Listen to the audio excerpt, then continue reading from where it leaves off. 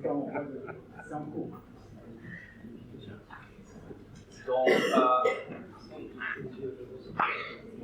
avant de commencer, je dois vous exiger quelque chose pour les photos et les enregistrements. Si vous voulez faire une photo de moi ou avec moi, prière de ne pas le mettre dans Facebook, ni Instagram, ni WhatsApp, parce que ce sont les trois bouches du même monstre de surveillance, d'espionnage aux gens. Facebook sait reconnaître quelqu'un par son visage ou par le dos de la tête. Donc, mettre dans ce monstre une photo dans laquelle apparaît quelqu'un aide, avance le suivi de lui. Ce n'est pas une bonne manière d'agir à tes amis et ne le fais pas à moi, s'il te plaît. Et l'autre chose, si tu veux faire une photo de moi avec un mobile, près de désactiver d'avance la fonctionnalité de mettre la géolocalisation dans la méthode. Ça dépend du modèle. Quant aux enregistrements, je crois que vous savez les règles. Ouais. Donc, est-ce qu'il y a quelqu'un d'autre qui veut enregistrer la conférence?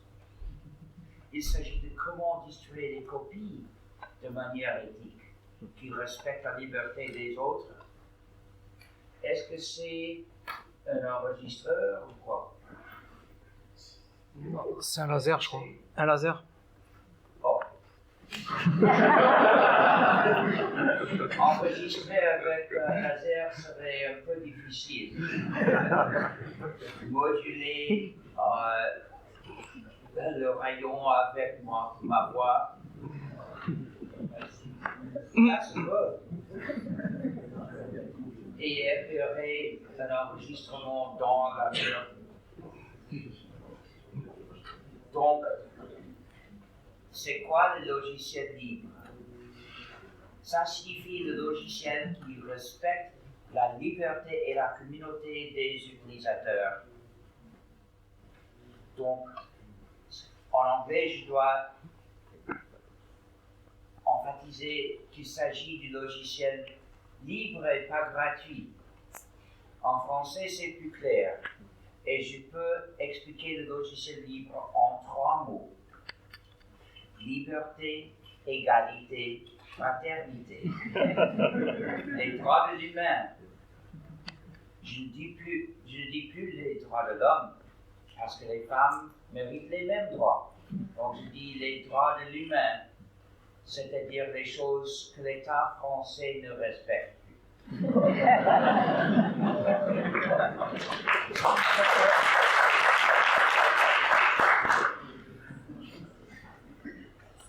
Donc, qu'est-ce que c'est qu'un programme? Qu'est-ce que c'est qu'un ordinateur? Un ordinateur est un moteur universel de computation. Mais en vérité, il ne sait faire qu'une seule chose conceptuellement, prendre la prochaine instruction et faire ce que ça dit.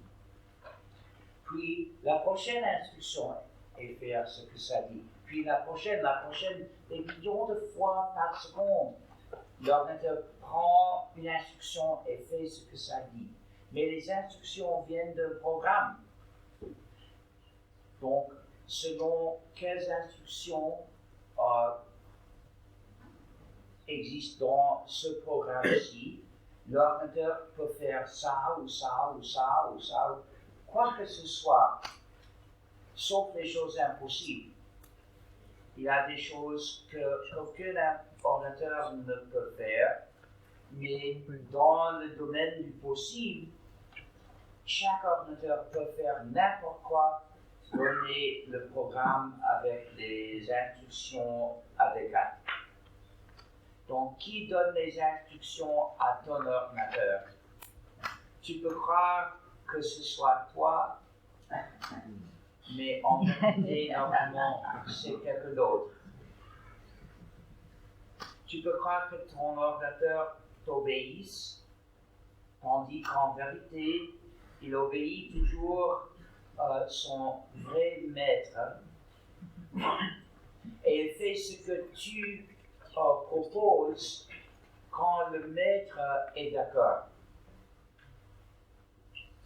Pour n'importe quel programme, non, ce serait une erreur. Il faut uniquement de l'eau bouillante. Mais pas maintenant, n'est pas de sachet. J'adore le thé, mais je ne bois que des thés qui se dégradent avec le temps, parce que les autres sont détestables.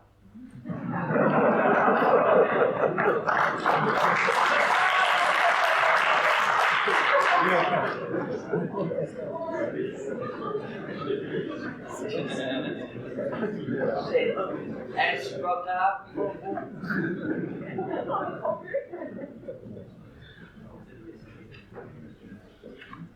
Pour chaque programme, il y a deux possibilités, où les utilisateurs ont le contrôle du programme, ou le programme a le contrôle des utilisateurs.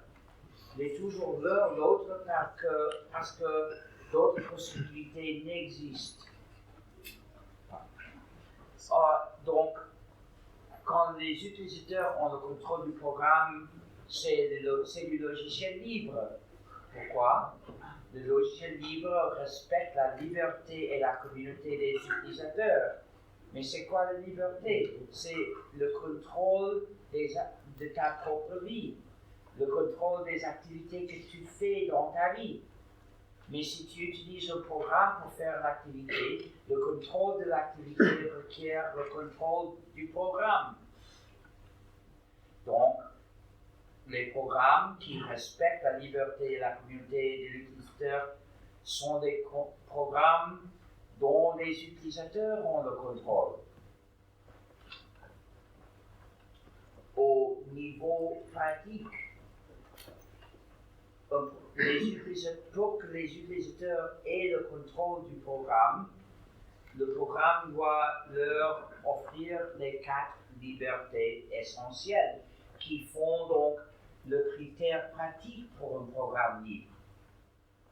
La liberté 0 est d'exécuter le programme comme tu veux pour n'importe quel but. La liberté numéro 1 est celle d'étudier le code source du programme et de le changer pour que le programme fonctionne comme tu veux et fasse tes activités informatiques comme tu veux. Pourquoi insister sur le code source? Voilà du code source. C'est comme un mélange de l'anglais avec le mathématique. Si tu as appris le langage de programmation, tu peux lire le code et le comprendre et le changer pour faire d'autres choses. Mais pour l'exécuter, d'habitude, on le convertit en code exécutable. Une série énigmatique des 1 et des 0. Difficile à comprendre. Si le programme est très petit comme ça, le travail de le comprendre n'est pas grand.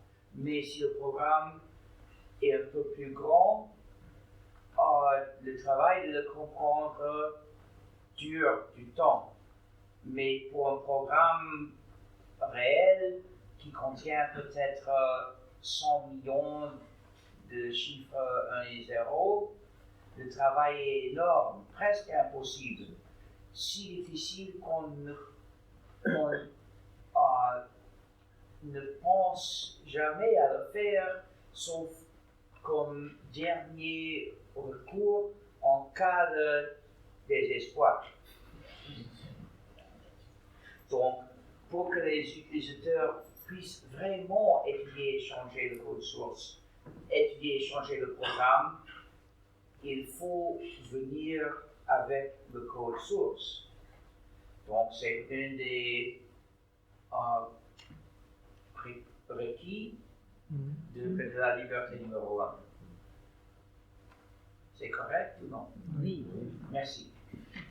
Ces deux libertés ensemble nous fournissent le contrôle séparé à chaque utilisateur. Voici le contrôle séparé. 4 utilisateurs qui utilisent le même programme, dont un exerce la liberté 1 en changeant sa copie du programme ou une de ses copies de ce programme.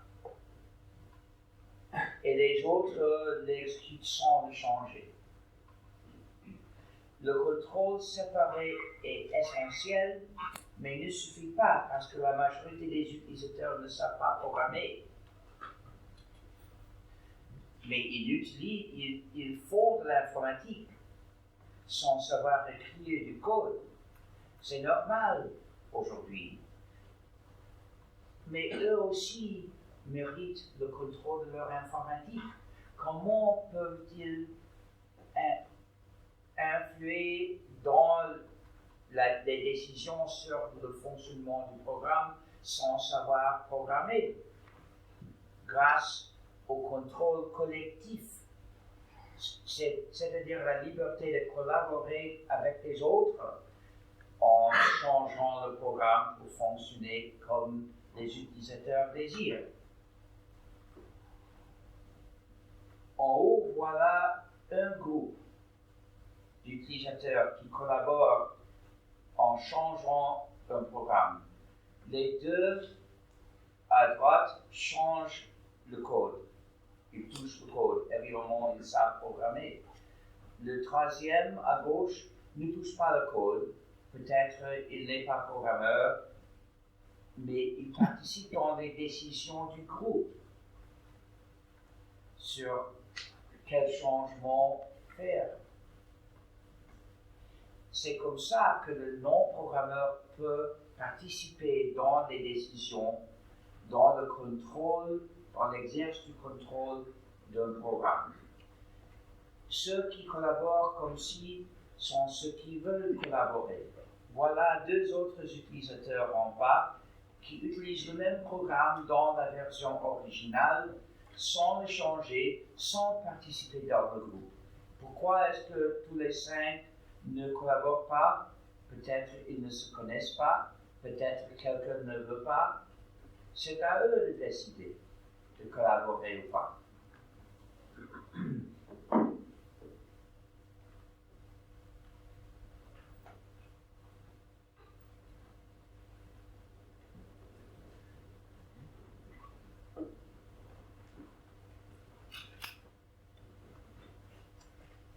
Le contrôle collectif requiert 2 libertés essentielles en plus. La liberté 2 est de faire des copies exactes pour les donner ou vendre aux autres quand tu veux.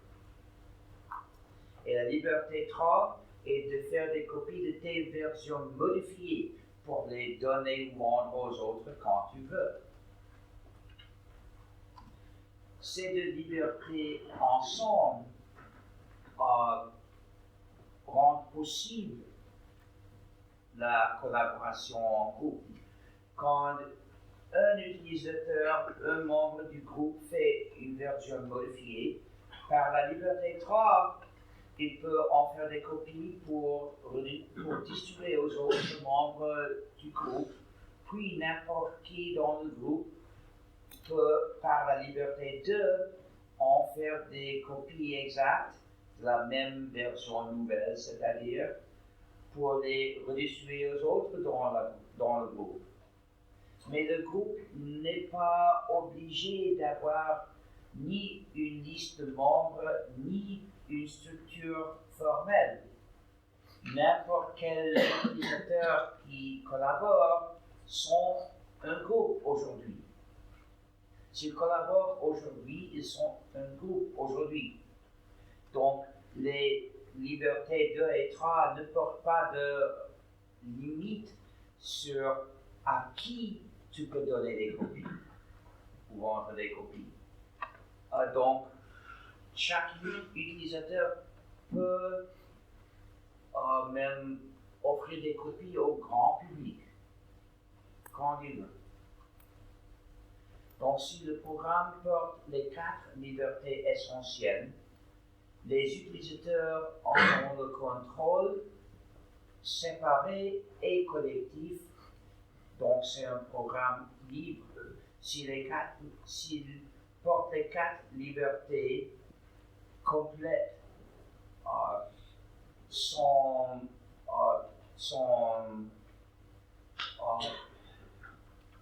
comment dit-on? Si chaque liberté est complète et rien ne manque. Mais si une liberté manque ou n'est pas adéquate, en ce cas, le programme n'est pas libre.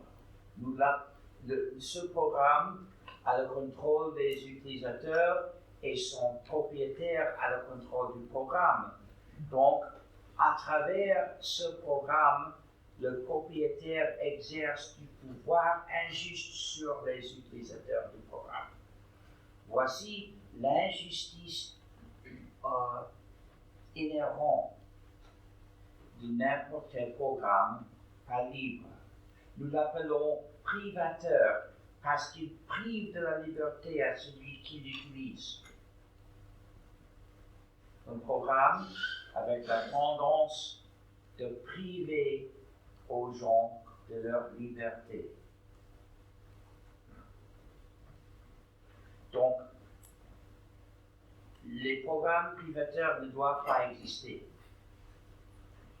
L'injustice ne doit pas se faire, y compris cette injustice. Tous les programmes devraient être libres. Et si tu utilises un programme privateur, tu es victime parce que ce programme te prive de tes droits de l'humain.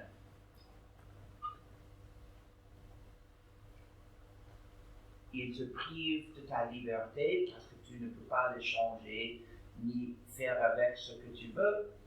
Il te prive de l'égalité parce que chez le logiciel libre, tous les utilisateurs ont les mêmes droits.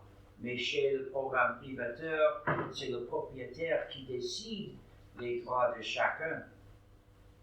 Et le programme privateur prive de la fraternité. Le logiciel libre encourage, promeut la fraternité parce que nous encourageons que chacun partage le programme avec les autres. Mais le logiciel privateur d'habitude interdit le partage. Voici l'ennemi explicite de la fraternité. Ça, c'est l'injustice de base d'un programme privateur. Mais d'habitude, cette injustice basique mène aux autres injustices secondaires. Parce que aujourd'hui, le développeur propriétaire reconnaît le pouvoir qu'il exerce sur les utilisateurs et le pouvoir le corrompt. Il ressent toujours la tentation d'abuser ce pouvoir, de s'en emparer de ce pouvoir pour maltraiter les utilisateurs d'autres manières, concrètement. Ça veut dire qu'il met dans le code des fonctionnalités malveillantes en rendant ce programme du maliciel. La majorité des programmes privateurs, selon les expériences, sont du maliciel. C'est-à-dire que le développeur les a écrits pour maltraiter les utilisateurs. Je ne parle pas des erreurs. Tous les programmeurs humains font des erreurs, mais ce n'est pas coupable. D'être humain n'est pas coupable. Mais d'écrire délibérément des fonctionnalités malveillantes, oui, est coupable. Par exemple, les programmes privateurs d'habitude espionnent l'utilisateur. Voici l'escroquerie d'Amazon, son lecteur de livres numériques. En anglais, The Amazon Swindle. Swindle en français signifie escroquerie. L'escroquerie donc d'Amazon, qui espionne toutes les actions de l'utilisateur et les transmet au serveur d'Amazon. Par exemple, si le produit transmet le titre du livre, bien que l'utilisateur l'ait obtenu ailleurs, pas chez Amazon, Amazon sait quel livre il lit, aussi le numéro de la page, et si l'utilisateur souligne ou quelques textes ou entre des notes, tout est transmis à Amazon. Mais l'espionnage est très commun. Flash Player espionne. Tous les 5 systèmes d'exploitation privateurs de succès espionnent l'utilisateur chacun de sa propre manière. Ça veut dire Windows, MacOS, Android, iOS et Chromos. Chacun transmet des données personnelles de quelque part. Et maintenant, pire encore, quelques-uns exigent que l'utilisateur lance un compte chez le fabricant. Et pour ça, il faut s'identifier, accepter un contrat injuste qui devrait être illégal. C'est complètement horrible, mais ça commence avec l'espionnage. Et les applications aussi espionnent de beaucoup de manières. Il y a des applications pour les mobiles qui écoutent. Des utilisateurs ont fait l'expérience de citer quelques champs de produits dans une conversation avec une autre personne, avec le téléphone là, et puis viennent les annonces publicitaires pour ce champ. Ils ont sans jamais le taper, sans jamais commander de faire n'importe quoi avec ce mot, les annonces viennent. Mais les choses qu'on fait avec le clavier se transmettent aussi. Et un chercheur a étudié plus de 1000 applications pour Android, je crois les 1000 avec le plus de succès. Il a trouvé que des applications payantes, 60% espionnées, et des applications gratuites, 90% espionnent. Et il a pu détecter une seule manière d'espionner. Il a choisi pour être facile à observer. Et par les observations, nous savons que l'espionnage à l'utilisateur est le cas usuel. Ce n'est plus l'exception.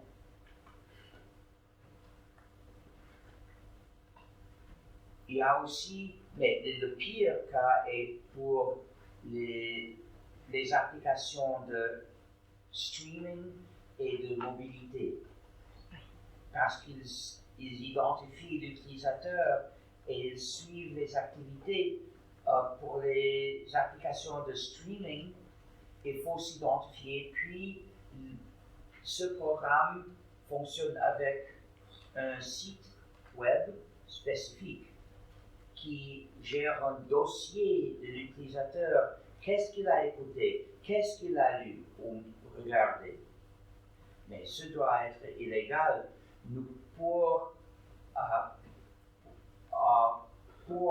la démocratie, il faut interdire le suivi de ce que regarde, écoute ou lit chacun. L'opération d'un site qui t'invite à le révéler devrait être illégale. Mais il y a aussi la mobilité.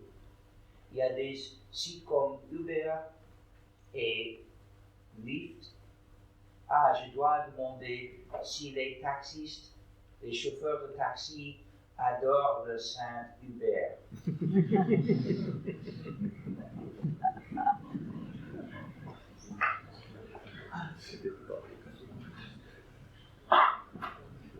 Mais ces sites exigent que le passager s'identifie, puis il contient un dossier de tous les mouvements de chacun. Ce doit être illégal. Tous les services de la mobilité doivent respecter l'anonymat.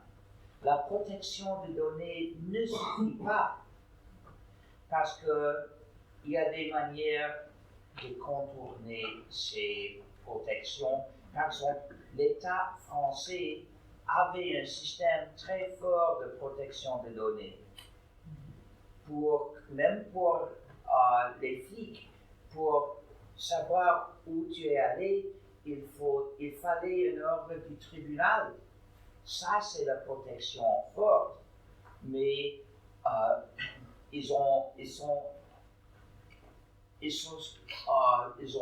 profité des attentats terroristes pour mettre fin à cette protection.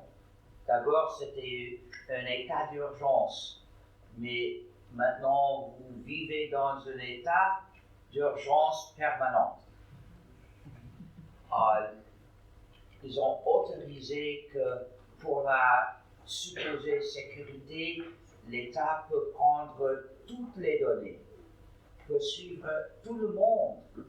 Ça, c'est dangereux, beaucoup plus dangereux que le terrorisme, parce que l'État est beaucoup plus puissant que les mouvements terroristes cachés. Un État tyrannique peut devenir le pire terroriste, comme la France a vu il y a plusieurs siècles. Les premiers terroristes.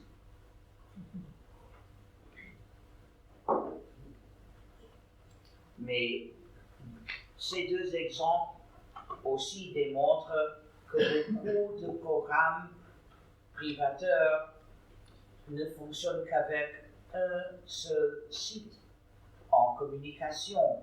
Donc c'est un, je ne sais pas le dire en français, c'est un programme lié à un site. Bon, en anglais je dis tethered to a site. En tout cas, cette application ou ce produit ne fonctionne point, sauf en communication avec le site. Et d'habitude, il espionne et dit tout au site. Par exemple, le Fitbit suit les mouvements de quelqu'un et les transmet à un site au fabricant. Et le fabricant offre de les vendre à l'utilisateur. C'est pour données personnelles. Mais ce modèle est devenu un modèle usuel dans l'Internet des mauvaises choses. En anglais, je l'appelle The Internet of Stings.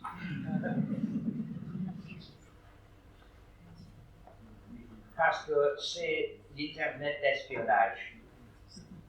Et maintenant, chaque produit se communique avec l'utilisateur à travers le serveur du fabricant. Donc, chaque chose que l'utilisateur ou l'acheteur du produit veut commander passe par le fabricant et les résultats passent par le fabricant. Donc, le fabricant observe tout. Et Google a proposé pour son produit de contrôle de chez toi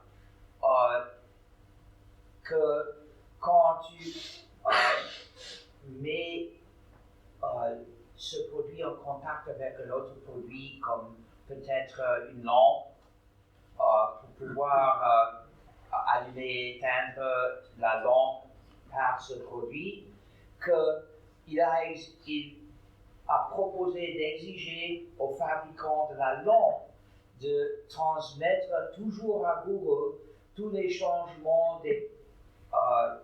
de fonctionnement de la lampe, même commandés par autre moyen, autre chemin.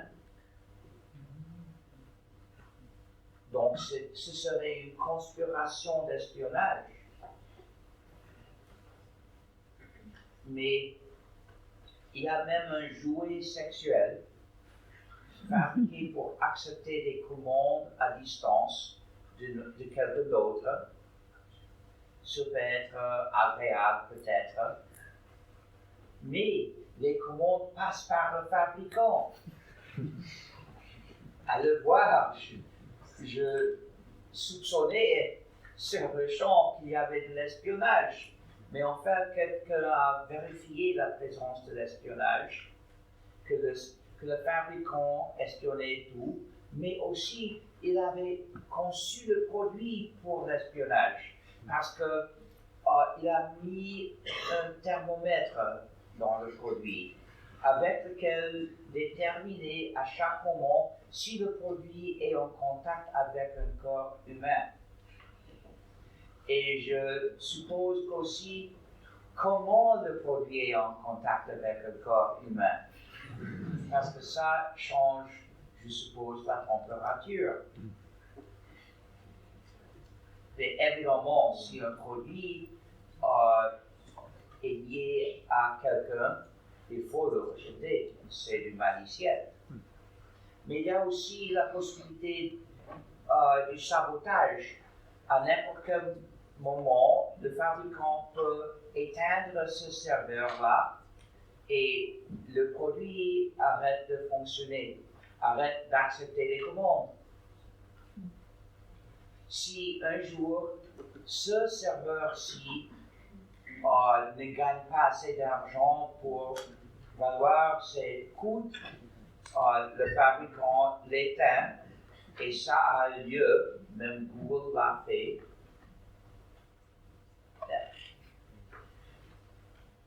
Il y a aussi l'addictivité.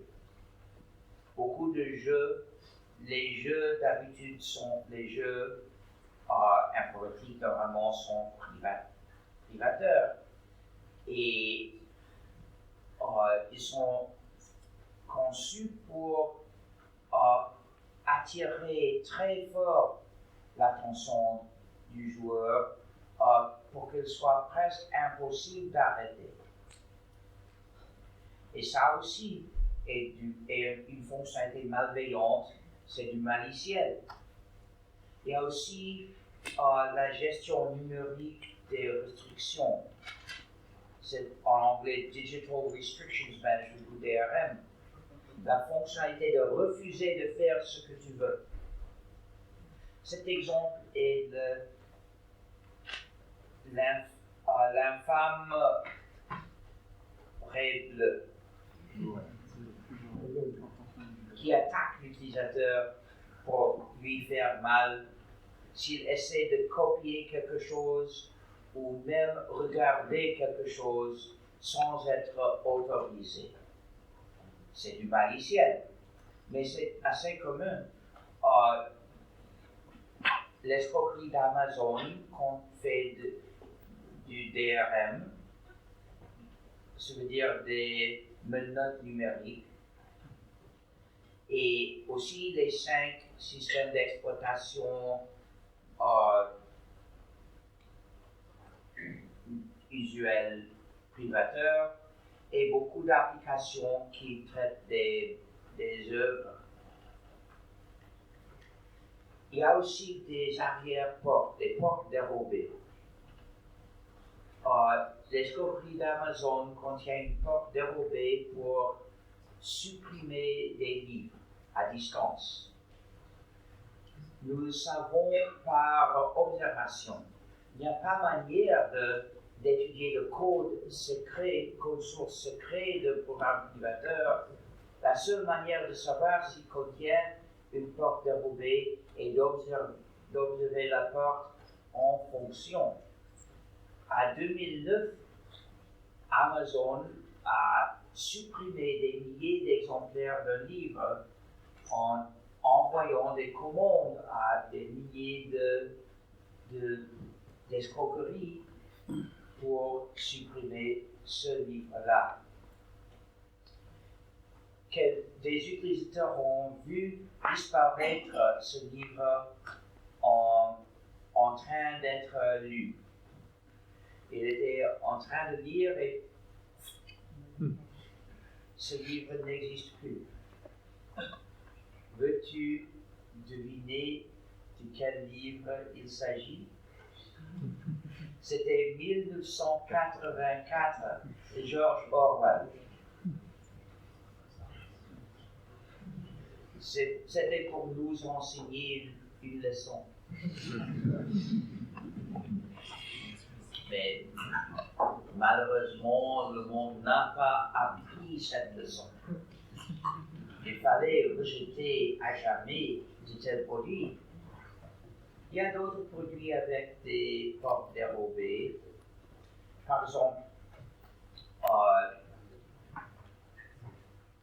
iOS, le système d'Apple pour les e-monstres, contient une porte dérobée pour supprimer n'importe quelle application installée. Mais Android fait pire encore. Google a le pouvoir de supprimer ou installer par force n'importe quelle application à distance.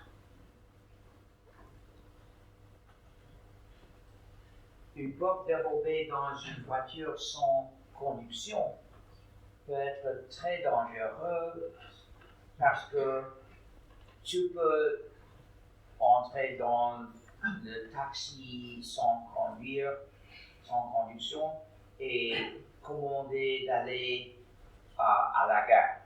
Et par la porte dérobée, l'État peut commander de te transporter à un site noir des flics pour être torturé. Évidemment, la Chine le fera. Mais la France, qui sait? Les États-Unis, qui sait?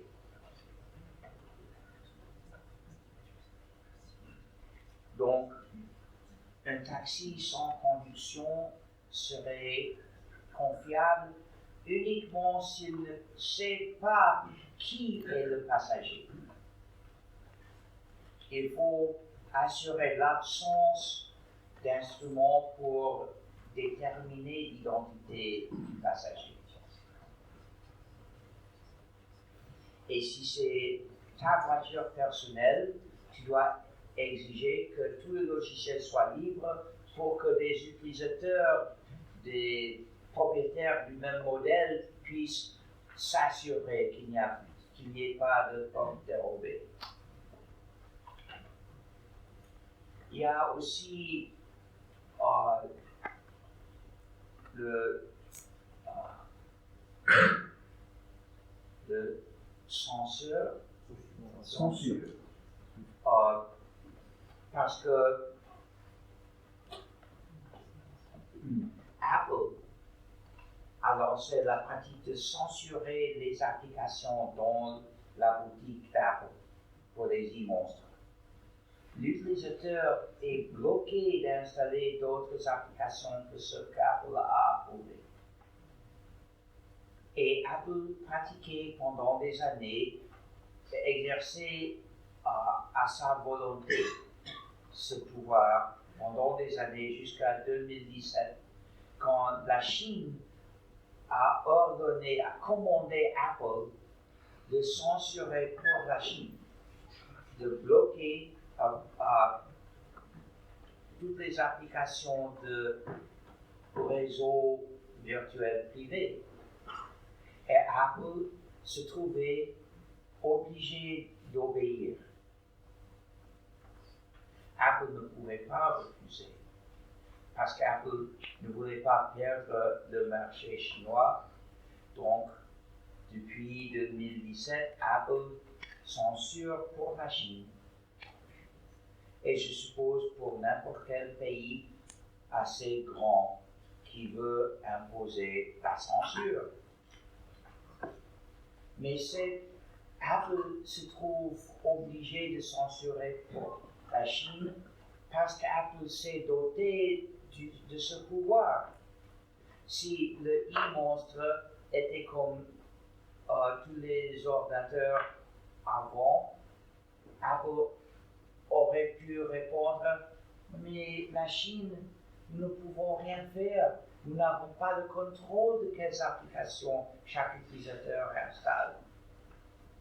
Mais s'ayant doté de ce pouvoir, Apple était obligé de l'exercer pour la Chine. Mais même s'il n'y avait pas la Chine, ce pouvoir est injuste. Il faut rejeter, il faut interdire que l'ordinateur, qu'un système impose un tel pouvoir sur l'utilisateur. Mais il y a aussi des portes dérobées universelles. Pourquoi universelles? Ça veut dire que avec cette porte, le fabricant peut imposer à distance des changements de code arbitrairement. Windows contient une porte dérobée universelle depuis au moins Windows XP.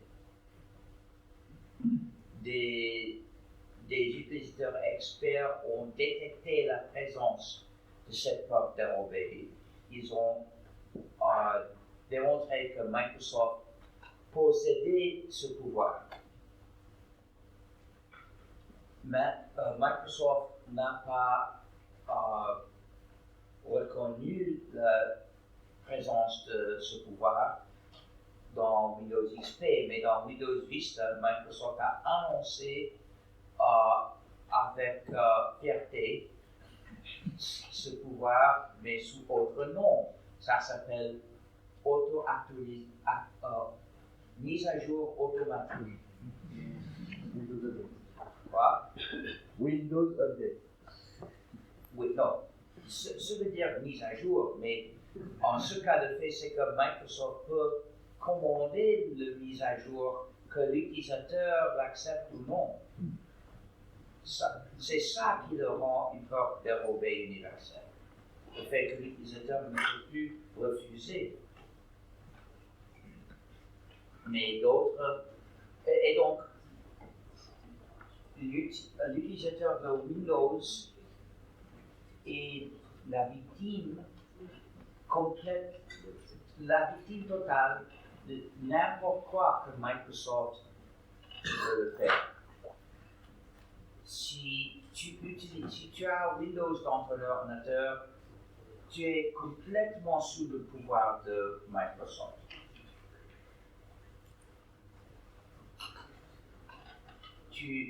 Ton informatique se fait au merci de Microsoft. Mais d'autres portes dérobées universelles existent dans l'escroquerie d'Amazon et dans tout téléphone portable. Il y a toujours une porte dérobée universelle capable de le convertir en dispositif d'écoute de 24 heures sur 24.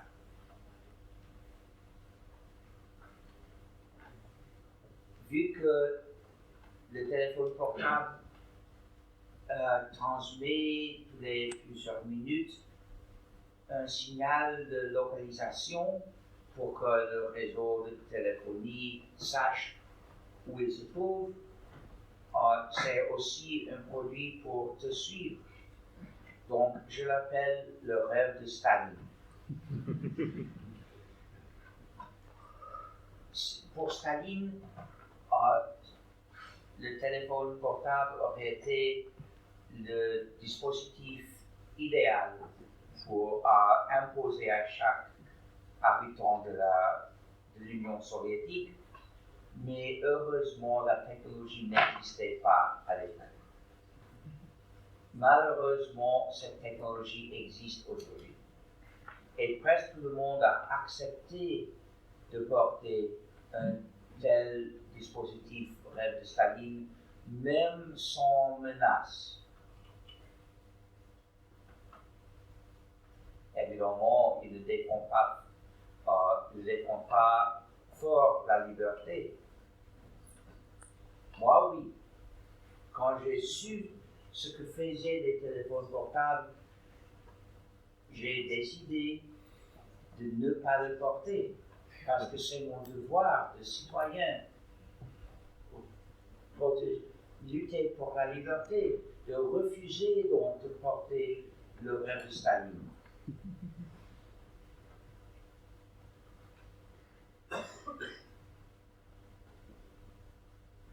Parfois, le même programme porte plusieurs fonctionnalités malveillantes. Par exemple, l'app de Netflix espionne l'utilisateur, impose des menottes numériques et impose aussi un contrat antisocial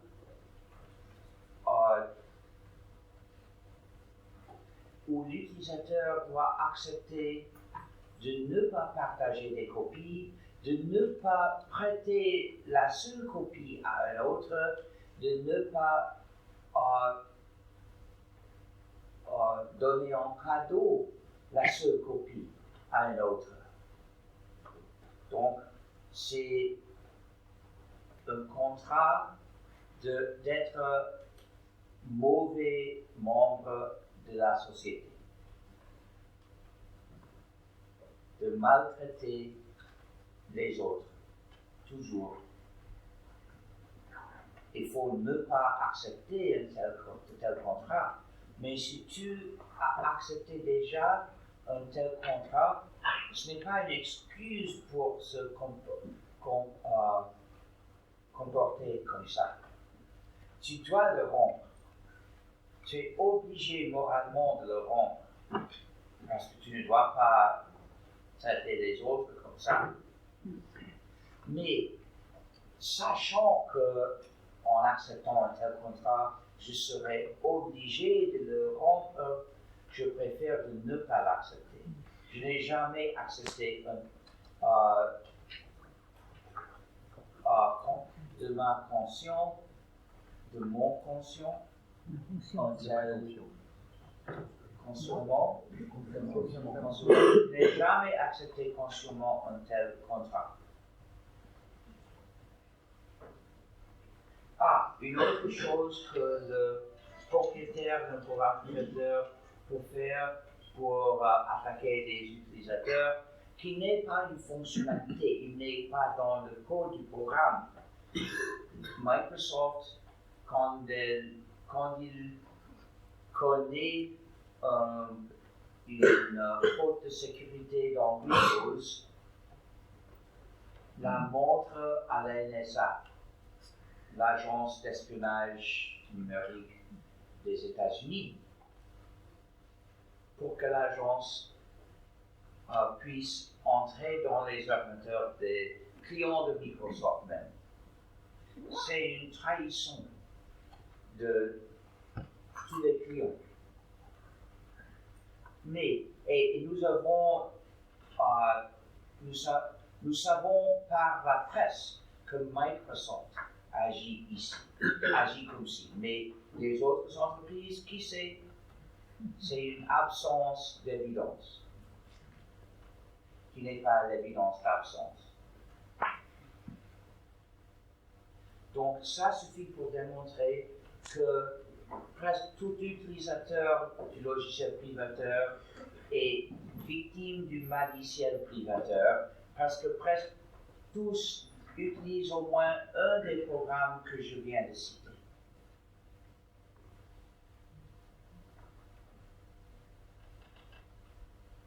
Et pourquoi est-ce que les propriétaires agissent comme ci? Pour le gain. Ils ont découvert comment gagner plus d'argent en maltraitant leurs utilisateurs.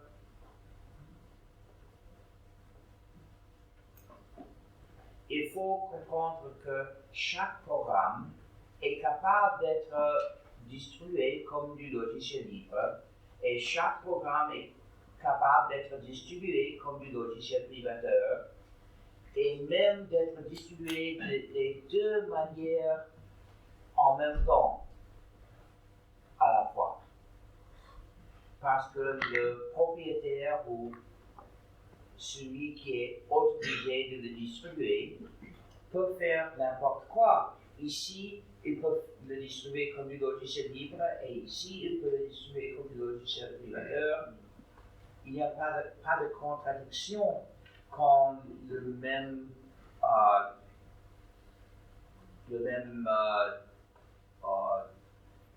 entité fait deux choses avec le même code. Mais il faut noter aussi que la différence de libre et privateur est une fonction de comment le programme est rendu disponible aux utilisateurs. Directement, il n'y a rien à voir avec le code de ce programme. Mais la différence entre le maliciel et l'honnêticiel ne s'agit que du code. Donc, les deux dimensions sont indépendantes. Le programme peut être libre ou privateur selon le mode de distribution et peut être honnête ou malveillant selon le code. Donc, toutes les combinaisons sont possibles, mais toutes les combinaisons ne sont pas probables. Normalement, le logiciel libre est honnête et le logiciel privateur, usuellement, est malveillant. Pourquoi? Il y a une raison, évidemment, parce que le développeur propriétaire d'un programme privateur exerce du pouvoir sur les utilisateurs, donc il ressent la tentation d'abuser ce pouvoir pour gagner plus aux dépenses de ses utilisateurs.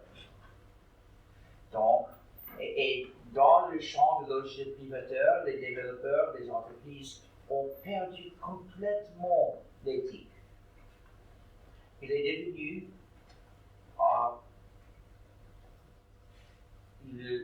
la pratique normale de maltraiter les utilisateurs. Mais, et donc, il est impossible d'utiliser un programme privé. Il est impossible de se confier rationnellement à un programme privateur. Il n'y a jamais rien pour justifier cette confiance. Il n'y a rien que la foi aveugle. Normalement, à une entreprise qui a déjà démontré qu'elle ne mérite pas cette foi. Mais chez le logiciel libre, il y a une base rationnelle pour te confier du programme. Le fait que la communauté des utilisateurs a le contrôle du programme signifie que les utilisateurs possèdent une défense contre les fonctionnalités malveillantes dans ce programme parce qu'il est libre. Les utilisateurs, de temps en temps, étudient le code source pour faire des changements, peut-être l'adjonction d'une fonctionnalité peut-être la correction d'une erreur, mais en tout cas, quelqu'un lit une partie du code source et s'il y a quelque chose de malveillant, il a la possibilité de le détecter et de le corriger. Voici une défense. C'est la seule défense connue contre les fonctionnalités malveillantes dans ce programme. Ce n'est pas parfait. La réussite n'est pas garantie, mais il est meilleur d'avoir une défense que d'être au merci du fabricant. Comme les pauvres utilisateurs du logiciel privateur. Donc, dans notre communauté, il y a une base pour la confiance rationnelle. Donc, il faut reconnaître que n'importe quel programme privateur ne mérite que des soupçons. Il faut ne pas t'exposer au pouvoir du propriétaire du logiciel probable. Il faut t'échapper et venir à vivre avec nous dans le monde libre que nous avons construit avec le système d'exploitation GNU qui fonctionne avec le noyau Linux. Nous avons construit un monde de l'informatique libre. J'ai lancé le développement du système GNU en janvier 1984. Je l'avais annoncé en septembre, avec le but de rendre possible l'utilisation de l'ordinateur en liberté, ce qui était impossible en 83.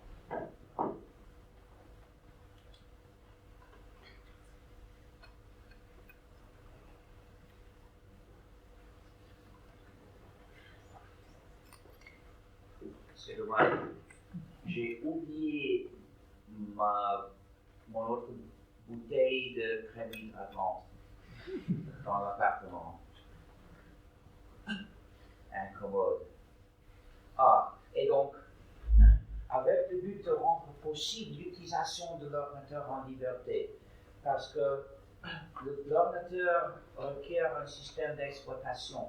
Sans système d'exploitation, il ne sait rien faire, mais tous les systèmes d'exploitation à l'année 83 étaient privateurs. Avec le système d'exploitation, tu perdais ta liberté. Je ne savais pas convaincre les entreprises de libérer leurs programmes, mais je savais écrire des programmes du système. Donc j'ai lancé le projet de développer le système GNU, ça veut dire de développer un système d'exploitation 100% de logiciels libres. À 91, nous avions presque tout le système GNU, mais un composant essentiel manquait toujours, c'était le noyau. Le composant qui fournit les ressources de la machine aux autres programmes. Nous avons commencé le développement du noyau à 90, mais j'ai choisi peut-être une conception trop élégante, trop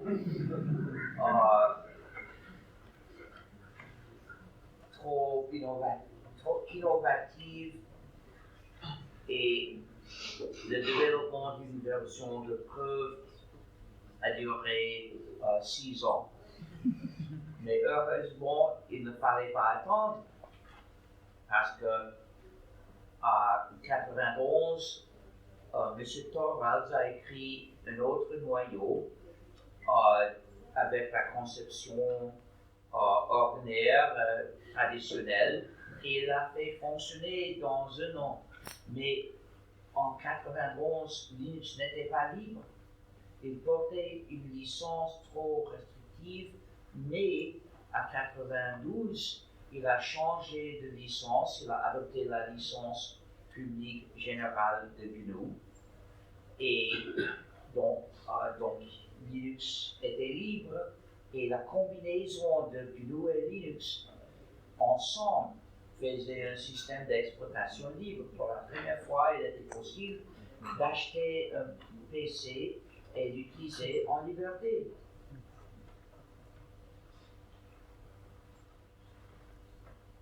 Malheureusement, beaucoup ont commencé à appeler le système entier comme Linux.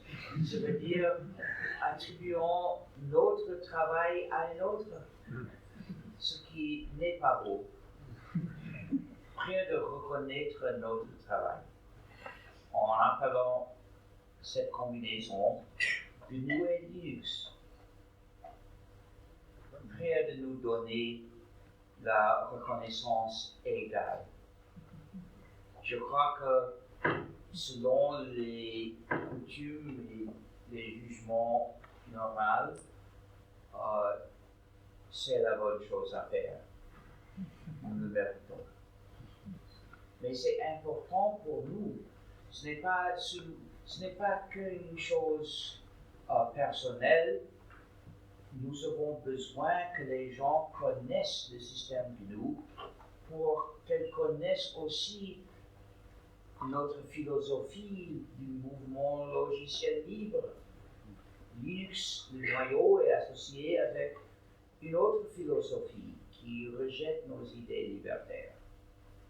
Et ils ont le droit de les rejeter, de ne pas être d'accord avec nous. Mais ce n'est pas bon que notre travail que nous avons fait pour les droits de l'humain soit associé avec l'autre philosophie superficielle et pratique. En tout cas, en principe, GNU et Linux est un système d'exploitation libre, mais dans la pratique, non, très souvent non, parce qu'il y a des milliers de distributions, de versions du système. Chacun avec son équipe de développement qui décide quel programme introduire et quel programme non. S'ils mettent un programme privateur dans leur distribution, elle n'est plus 100% du logiciel libre. Le système entier ne respecte pas la liberté ni la communauté s'il contient un programme privateur qui prive de la liberté de la communauté. Il y a plus ou moins 10 distributions 100% libres et des milliers de distributions avec le logiciel privateur. Pour arriver à la liberté, il faut rejeter les programmes privateurs, donc il faut choisir une distribution 100% libre. Et donc, regarde gnu.org/distros pour la liste de distributions 100% libres. Et pour des autres distributions connues, il indique lequel est le problème qui l'empêche de qualifier, de mériter cette appellation.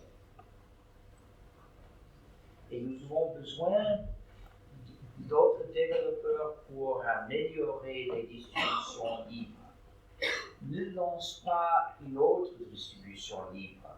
Il faut concentrer les efforts. Avoir une distribution libre en plus ne changera pas grand-chose, mais avoir un autre développeur dans une distribution existante libre améliorerait vraiment.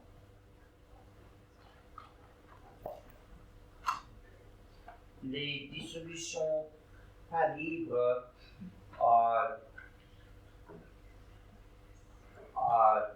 font mal à la communauté de plusieurs manières.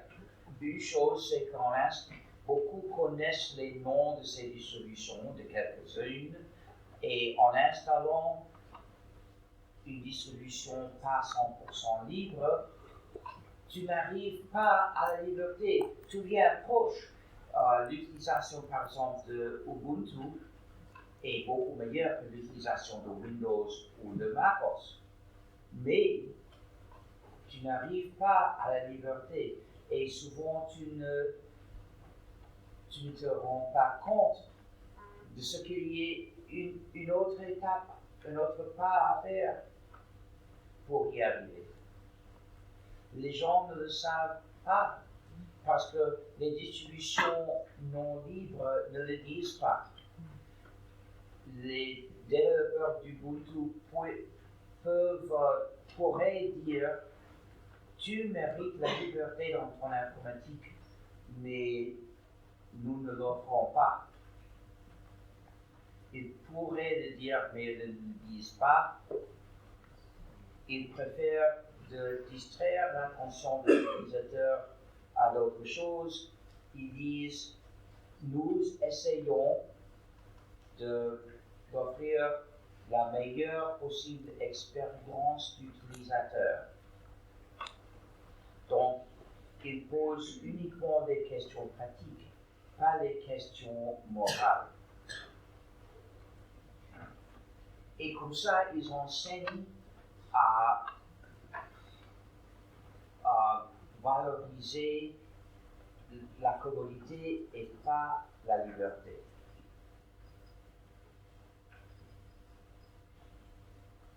Et ce que Ubuntu dit a beaucoup d'influence, qu'il utilise à notre rencontre.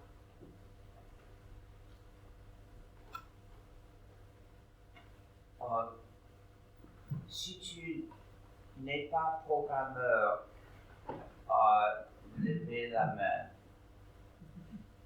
Presque tous sont programmeurs. Je dois expliquer quelque chose sur les licences libres. Comment rendre libre un programme ou n'importe quelle œuvre en y mettant une licence qui octroie les 4 libertés à l'utilisateur, à n'importe quel utilisateur muni d'une copie. C'est une déclaration formelle par les détenteurs du droit d'auteur de l'œuvre. Seulement eux peuvent la libérer et ils la libèrent avec une déclaration formelle octroyant les 4 libertés à n'importe qui. Et ce document, cette déclaration s'appelle une licence libre. Donc, licence n'est pas un petit détail. Si l'œuvre est libre, c'est dû à la licence. C'est la licence qui l'a rendue libre. Donc, la licence est très importante. Et le choix de licence est une décision importante. Il faut y faire attention. Il y a plusieurs licences libres. Il y a des dizaines de licences libres. Il y a des différences. Je n'ai pas le temps pour citer toutes les variétés, mais les 2 variétés principales sont les licences faibles et les licences de gauche d'auteur.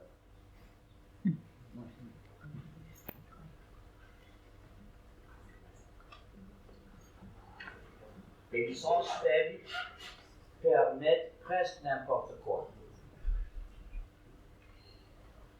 Elles disent, tu peux faire comme tu veux avec ce code-ci, tant que tu gardes mon nom.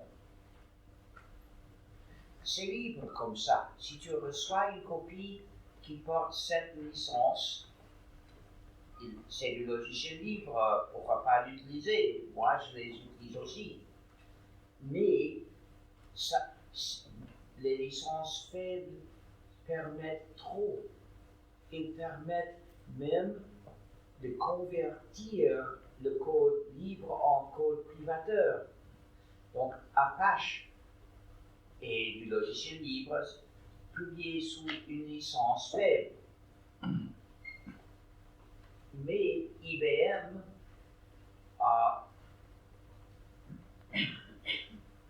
s'est profité de cette toute permission d'Apache, de la licence d'Apache, pour faire une version modifiée privatrice. Et les utilisateurs de cette version ont les bienfaits du code d'Apache, mais pas les bienfaits de la liberté d'Apache. Parce que le problème de la licence d'Apache, c'est qu'il ne sait pas dire non.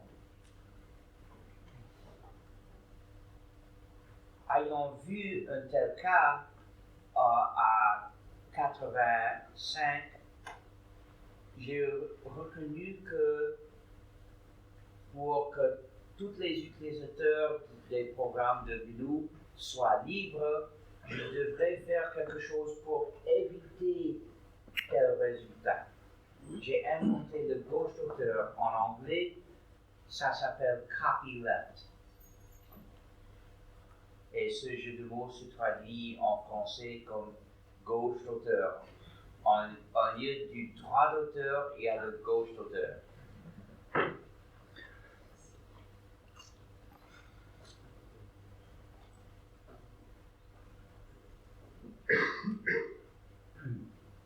Donc, la GPL de GNU, la licence publique générale de GNU, impose des conditions sur la manière de distribuer les copies. Ils doivent être distribués sous la même licence et avec du code source, de manière que les utilisateurs suivants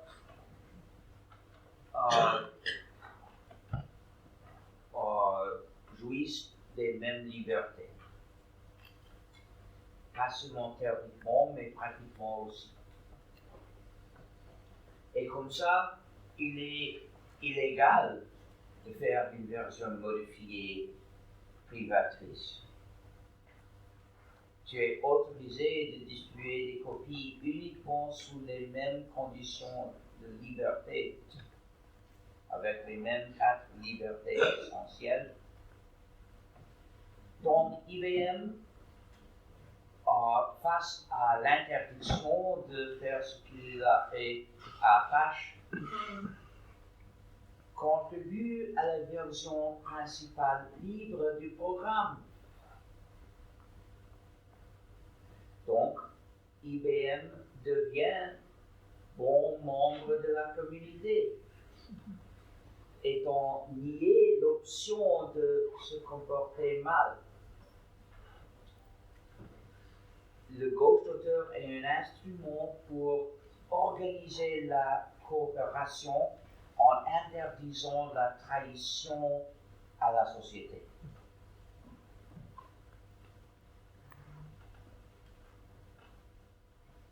Pour choisir une licence, il faut, je te recommande la page gnu.org/licenses/license recommendations.html. Ce sont les règles selon lesquelles nous choisissons la licence pour une œuvre, selon les faits, selon les conditions. Parfois, nous utilisons une licence faite, mais pour un programme assez important, nous choisissons normalement le gauche d'auteur. Si tu as installé uniquement le logiciel libre dans ton ordinateur, tu es toujours en danger d'exécuter des programmes privateurs qui arrivent dans des pages web. Beaucoup de pages web contiennent actuellement des programmes et quelques-uns sont libres, mais beaucoup sont privateurs. Et ton navigateur a la tendance de les exécuter sans rien te dire. sans t'avertir que tu es en danger d'exécuter un programme privateur et beaucoup sont du malicieux. Ils espionnent. Donc nous avons développé le programme LibreJS qui investigue chaque programme en JavaScript dans les pages que tu visites pour déterminer s'il est libre ou trivial. Et des programmes triviaux,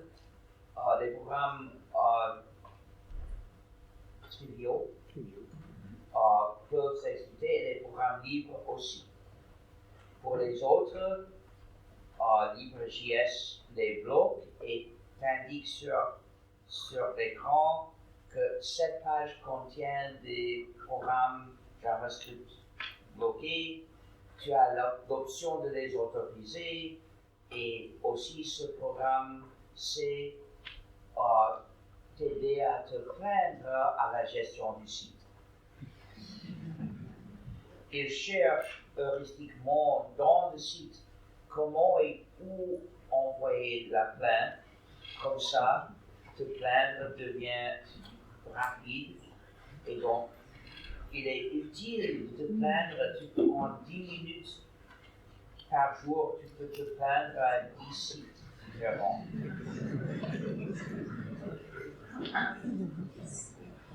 Si la gestion du site ne rencontre pas de résistance aux pratiques injustes, ils penseront que c'est normal, c'est acceptable, que ce soit acceptable.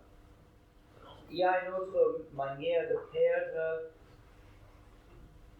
Bon, merde, c'est 1h30 déjà. Oui, tout dure plus longtemps en français. Voici le service comme substitut au logiciel. En anglais, SaaS, c'est autre jeu de mots. Ça veut dire qu'un service te propose de lui confier ton informatique à toi, que le service fasse ton informatique en lieu de ton ordinateur. Mais comme ça, tu perds le contrôle de cette activité informatique. Tu n'as pas le contrôle de comment fonctionne un service géré par un autre. Donc, pour avoir le contrôle de tes activités informatiques, tu dois ne pas les confier au service des autres. C'est inévitable. Mais il faut distinguer tes propres activités des activités collectives de communication avec les autres. Si l'activité est à toi, en principe, tu peux avoir tout le contrôle et tu mérites tout le contrôle, donc tu dois refuser les substituts. Mais si c'est une activité collective de communication avec l'autre, tu ne peux pas avoir le contrôle complet. L'autre mérite quelque chose, n'est-ce pas? Donc, quand il s'agit de communiquer avec quelqu'un, il faut passer par le réseau, par les portails, par les serveurs, etc.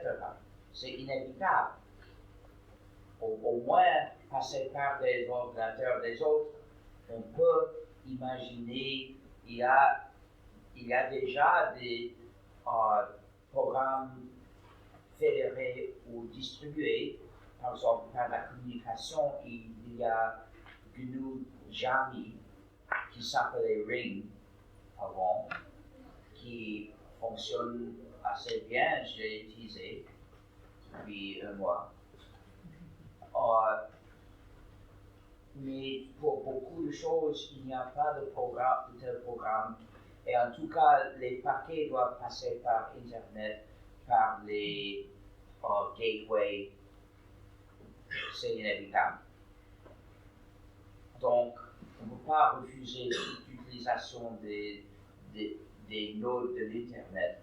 Mais si c'est ton activité à toi, il faut développer les programmes libres pour faire ces activités sans se confier aux autres, aux inconnus, peut-être avares et injustes. Il y a beaucoup de surveillance dans le réseau. Et pas seulement dans le réseau, il y a aussi des dispositifs de surveillance et des services de surveillance hors du réseau. Il y a des caméras dans les rues pour reconnaître les matriculés. Et à Rennes, c'est horrible, je l'ai su il y a un an, pour garer la voiture dans la rue. Il faut toujours entrer la matriculée dans une machine. Donc c'est un système de surveillance massif, un système de suivre tous les gens. Ce devrait être illégal. Il faut être obligatoire de remplacer de tels systèmes par un système qui ne flique pas tout le monde, qui ne flique personne, sauf par ordre du tribunal, ordre spécifique qui spécifie à qui flique.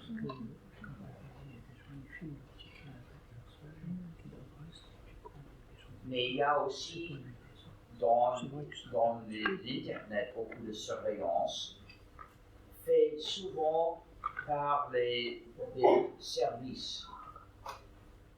Et donc, la totalité de la surveillance est divisée entre plusieurs entreprises, mais chacun vend l'utilisation des données à un revendeur de données, à plusieurs revendeurs de données, qui ont la manière de lier la portion de Facebook avec la portion de Google, avec la portion d'Uber, etc.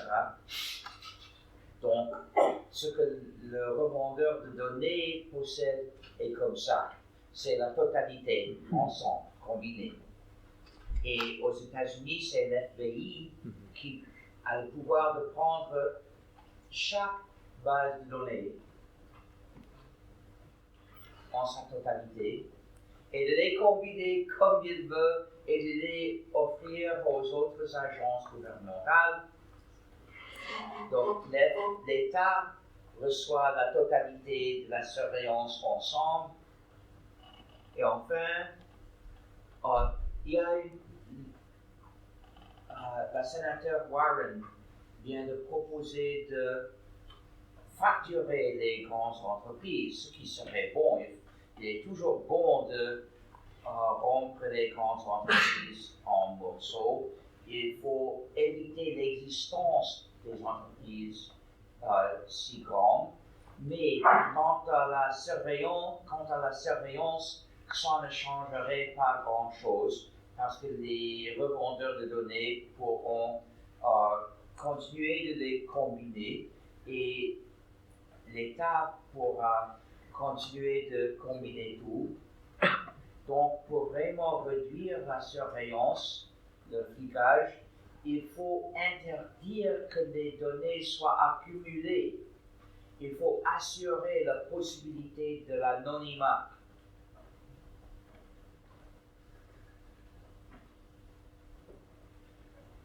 Une base de données, une fois accumulée, sera abusée.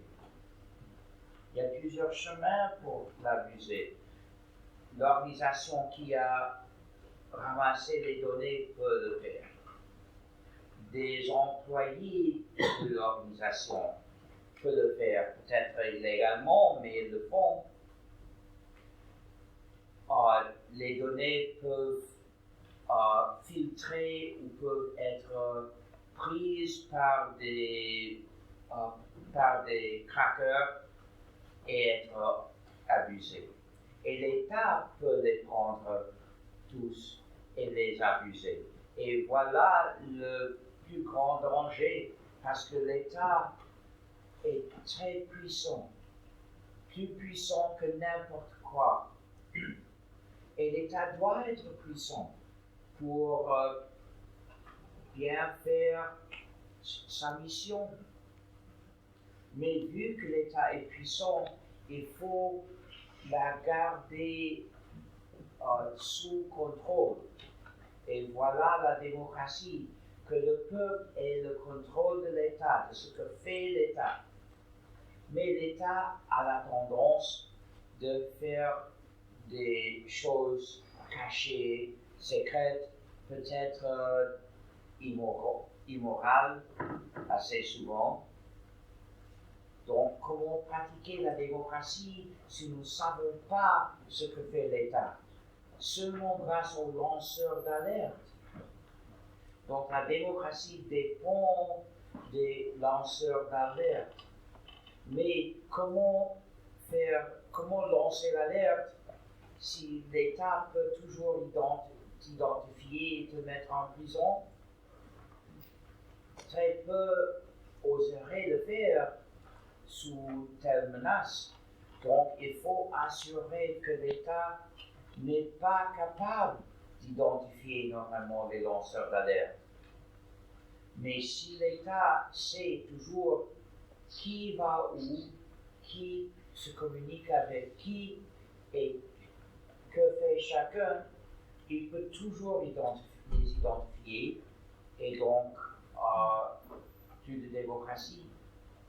Mais moi, je crois que la démocratie devient toujours plus importante. Donc, il faut assurer que l'État ne soit pas capable d'attraper les lanceurs d'alerte. Nous voulons être libres, mais il y a des obstacles. Par exemple, il y a l'expression open source. C'est un obstacle parce que c'est le drapeau de ceux qui rejettent notre philosophie libertaire. J'ai annoncé le développement du système GNU à 83 et j'ai dit c'est pour pouvoir n'utiliser que du logiciel libre. À 98, il y avait dans la communauté libre beaucoup qui appréciaient nos programmes mais n'étaient pas d'accord avec notre philosophie. Bon, ils avaient le droit de ne pas être d'accord. Mais à 98, ils ont inventé un autre nom, un remplacement pour logiciel libre, ce qui était open source. Et le but était de ne jamais rappeler l'idée de liberté, des droits de l'humain, pour le faire oublier. C'était leur but. Et quelqu'un m'a dit que c'était son but. Il voulait que les entreprises n'entendent jamais dire liberté dans ce contexte. Donc, il parle des mêmes programmes, presque les mêmes. Il y a quelques exceptions, mais c'est rare.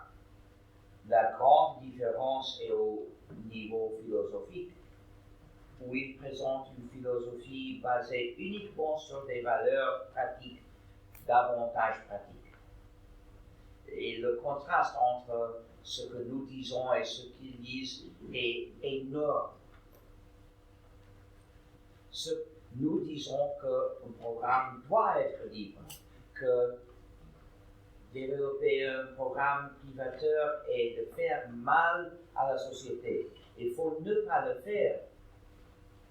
Il est meilleur de ne rien faire que de développer un programme privateur. Parce que si tu ne fais rien, tu ne fais pas mal.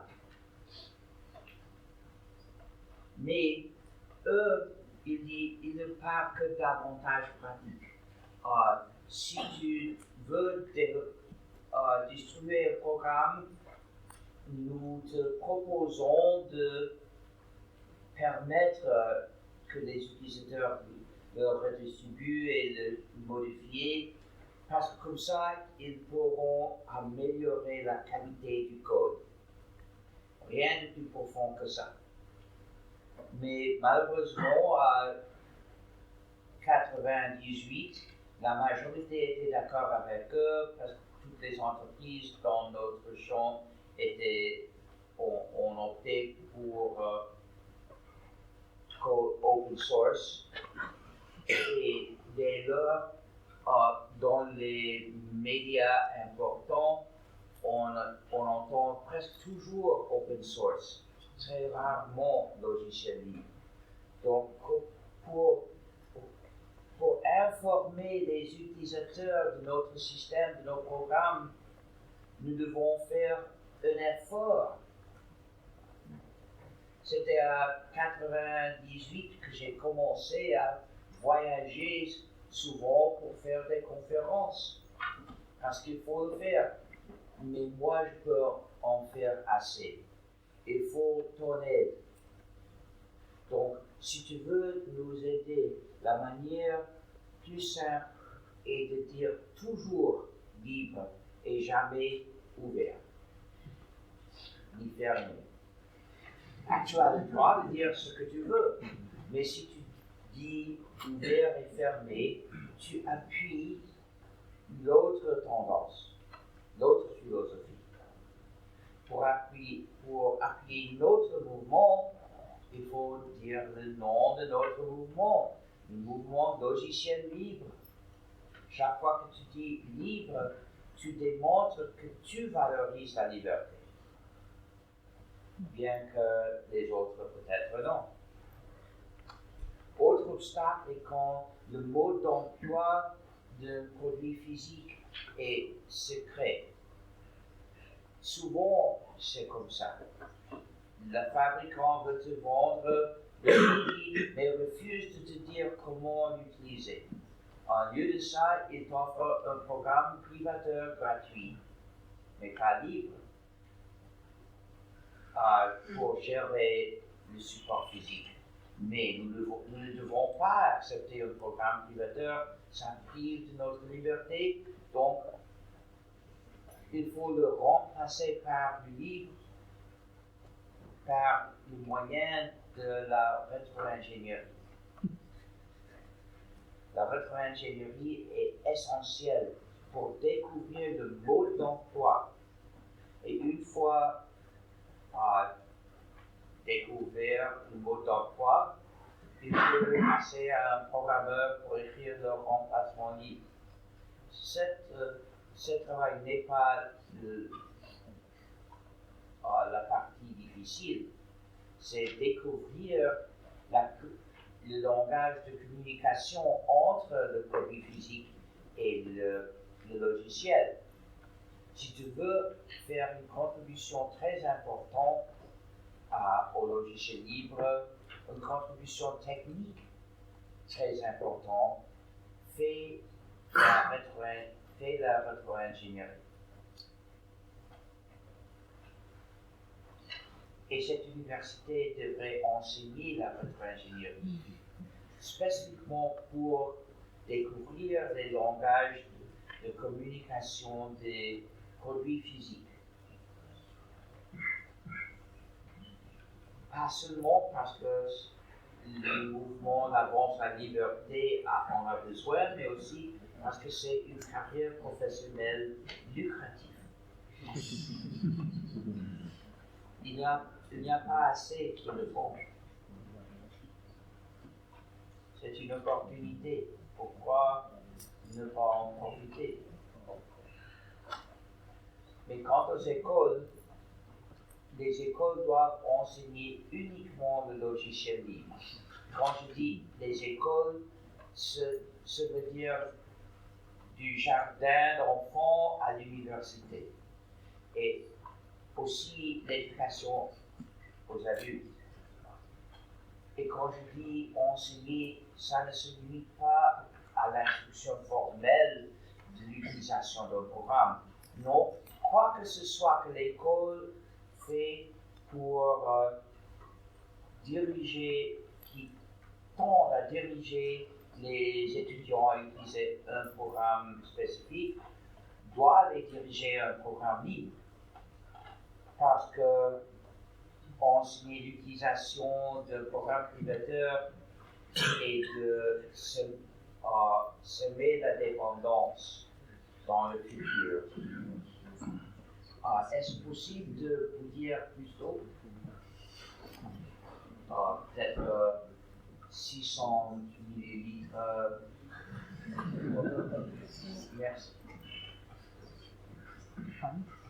Ou 700.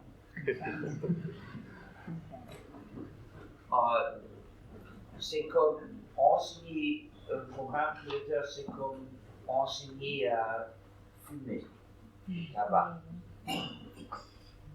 Il ne faut pas. Jamais. C'est le contraire de la mission sociale de l'école. C'est quoi la mission? De préparer des bons citoyens d'une société forte, capable, indépendante, solidaire et libre. Dans l'informatique, ça veut dire de graduer des utilisateurs habitués au logiciel libre. Et cette politique et la motivation doivent être explicites. La pratique de refuser d'enseigner des privateurs ne doit pas être un mystère. Non, la classe, le professeur doit expliquer pourquoi cette politique. Et la meilleure manière de démontrer que l'école valorise la liberté et de suivre les requis de protéger la liberté, d'agir selon valoriser la liberté. Mais il y a aussi l'éducation morale dans la citoyenneté. Chaque classe doit enseigner l'habitude d'aider les autres. Donc, l'école doit donner le bon exemple. Non. Et donc, il faut donc enseigner les élèves à aider les autres. Donc, chaque classe doit avoir la règle suivante. Les élèves, si tu apportes un programme à cette classe, tu ne peux pas le garder pour toi. Tu dois partager des copies avec le reste de la classe, y compris le code source, au cas où quelqu'un va apprendre, parce que cette classe est un lieu pour partager les connaissances. Donc, il est interdit d'apporter un programme privateur à cette classe, sauf pour faire de la rétro-ingénierie. L'école, pour donner le bon exemple, doit suivre la même règle, doit apporter uniquement du logiciel libre à la classe et partager des copies, y compris le code source, avec tous les élèves. Mais il y a aussi l'éducation des bons programmeurs. Je suis arrivé presque à la fin. Il faut comprendre que chaque programme incorpore des connaissances. Si le programme est privateur, il cache les connaissances, il les lie à l'étudiant. Mais si le programme est libre, il offre des connaissances à l'étudiant. Donc le programme libre appuie l'esprit de l'éducation, tandis que le programme privateur s'oppose à l'esprit de l'éducation et ne doit pas être toléré dans une école, sauf pour la rétro-ingénierie, ce qui est la manière d'exposer les connaissances incorporées dans le programme.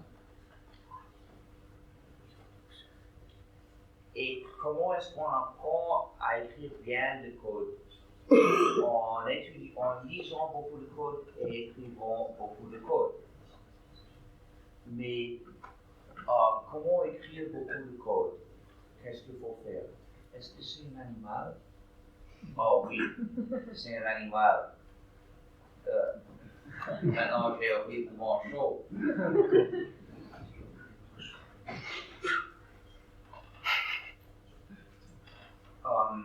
Où étais-je? Comment Il bien faut l'écrire? lire beaucoup de code et écrire beaucoup de code, mais seulement le logiciel libre offre l'opportunité de lire le code des grands programmes qui s'utilisent. Puis il faut écrire beaucoup de code. Et pour pouvoir contribuer aux grands programmes, il faut écrire beaucoup de code pour des grands programmes. Mais uniquement le logiciel libre offre l'opportunité d'écrire du code pour des grands programmes qui s'utilisent. Le logiciel privateur l'interdit. Il est impossible d'écrire des petites contributions pour Windows parce que les programmes de Windows sont privateurs. Donc, chaque école peut offrir l'opportunité de maîtriser l'art de la programmation si elle est une école de logiciel libre. Tout celui qui a une relation avec une école, si tu es étudiant ou professeur ou employé ou administrateur ou parent d'un étudiant, c'est ta responsabilité de lutter pour la migration de l'école au logiciel libre. Et pour le faire, il faut recruter des autres au mouvement. Donc il faut rendre conscient aux autres de la question. Il faut donc faire ce que j'ai fait aujourd'hui.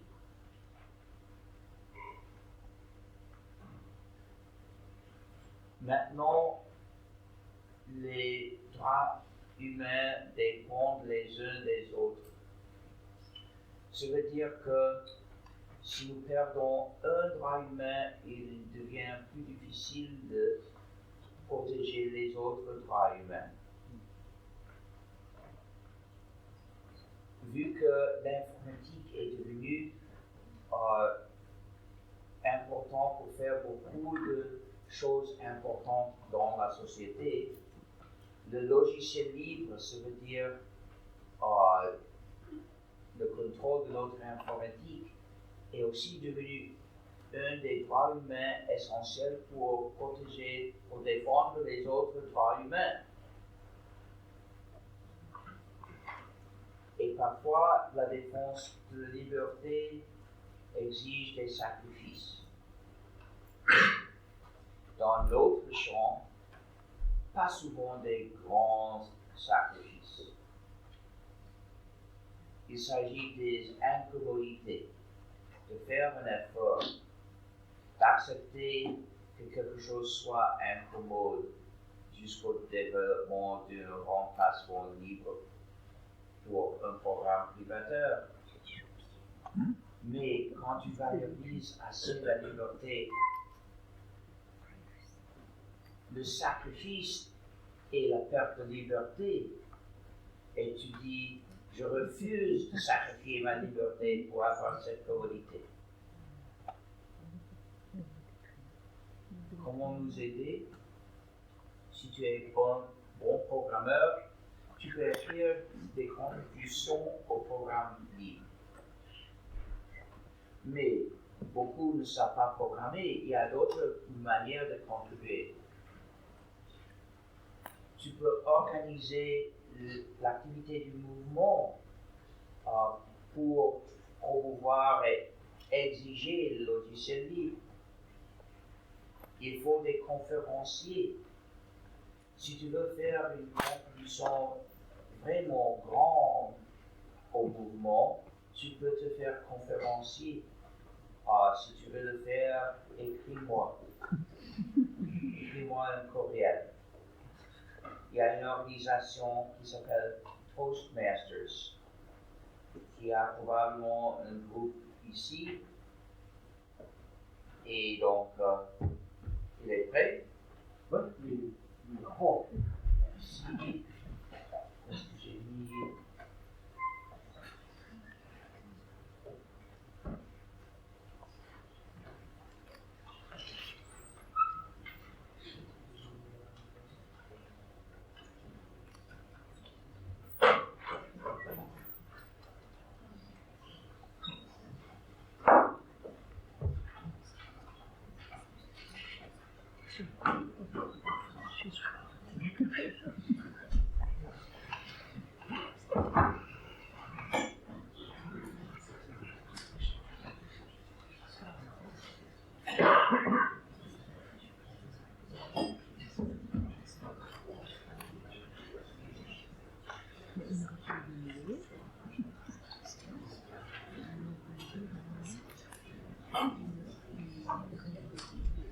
Mais il faut aussi des organisateurs, des administrateurs de groupe.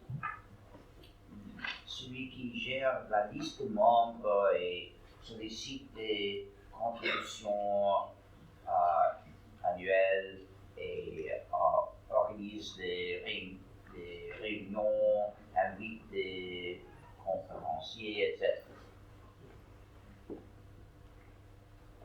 Oui. Oui, ça terminera dans une demi-heure. Et j'ai presque terminé. Tu peux essayer de persuader les écoles et les agences publiques à utiliser le logiciel libre. Tu peux aider les autres utilisateurs. Si tu es expert comme utilisateur, tu peux les aider. Tu peux lancer un groupe d'utilisateurs de GNU et Linux. S'il y a déjà un groupe local d'utilisateurs de GNU et Linux, tu peux y participer en aidant les utilisateurs. S'il y a un tel groupe d'utilisateurs de GNU et Linux qui s'appelle erronément groupe d'utilisateurs de Linux, tu peux y participer en aidant les utilisateurs, mais en expliquant aussi pourquoi il faut changer de nom. Tu peux dire logiciel libre et pas open source. C'est une manière de montrer ton appui à nos idées libertaires. Et il y a beaucoup d'autres manières de nous aider. Il y a des dizaines dans la page gnu.org/help. Il n'y a pas le temps pour citer tout ici. Mais aussi dans /philosophy, il y a les articles sur des points philosophiques et politiques. Dans /licenses, il y a tout sur le sujet des licences libres, quelles licences sont libres, lesquelles non, etc. /Garden explique pourquoi les agences publiques doivent migrer au logiciel libre. /Education explique pourquoi les écoles doivent migrer au logiciel libre et donne d'autres informations comme des cas des écoles qui ont migré. /GNU présente l'histoire du projet. /Malware présente des centaines d'exemples de programmes privateurs qui sont malveillants, du malicieux privateur. Et /Distros présente les listes de distribution libres et pas 100% libres. Il y a aussi fsf.org, le site de la Free Software Foundation. Tu peux y trouver des ressources utiles, aussi des campagnes politiques pour participer. Il y a aussi notre boutique. Tu peux te faire membre. Tu peux aussi, sur le papier que nous avons distribué, écrire ton adresse pour être dans notre liste d'annonces. Tu pour te faire membre, tu peux le faire dans notre site fsf.org. Mais aussi ici, tu peux te faire membre payant en liquide, comme quelqu'un vient de faire au commencement. Et maintenant, c'est le moment pour présenter notre identité.